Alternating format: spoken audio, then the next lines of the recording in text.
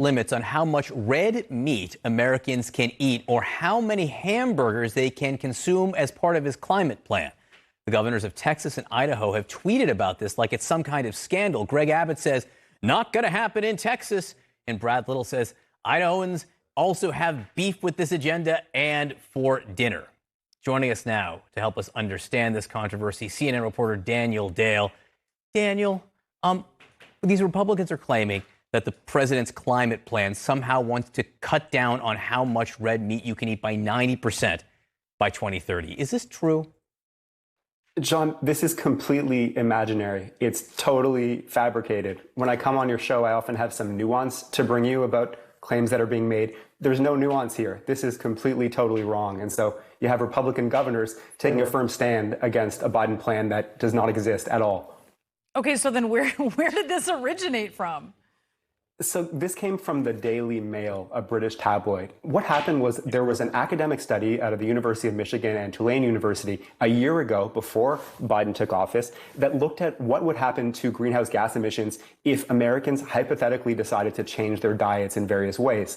And one of the scenarios they looked at was what would happen if Americans cut 90% of their beef consumption, went down to 4 pounds per year. In that case, they found there would be a significant reduction in emissions. But they didn't call for a mandatory reduction. And this has nothing to do with Joe Biden. Like, why are we even talking about this study? But the Daily Mail did a piece after Biden announced that he wants to cut emissions by 50% below 2005 levels by 2030, and said this Biden plan could make you eat a maximum of 1 hamburger per month, could result in a reduction of 90% in your meat consumption. But again, there's no relationship with this study from a year ago and what Biden is actually calling for. Joe Biden is not calling for this.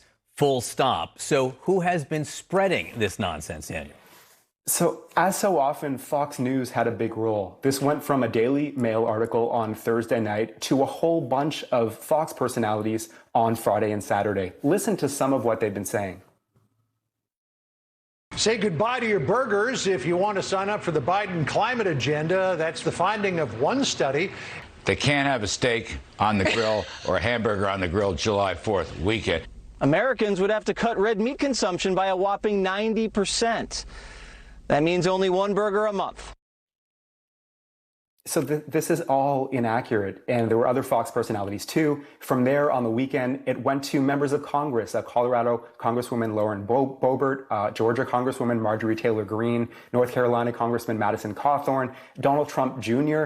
amplified the claim. A whole bunch of other right-wing influencers made the claim. The Gateway Pundit, the right-wing conspiracy website, as so often, made the claim. And again, this is completely invented out of whole cloth. So it's been striking to see how complete nonsense has gone from a British paper to Fox to the entire right-wing ecosystem, it seems. Yeah, those are not lawmakers, by the way, known for their truth-telling.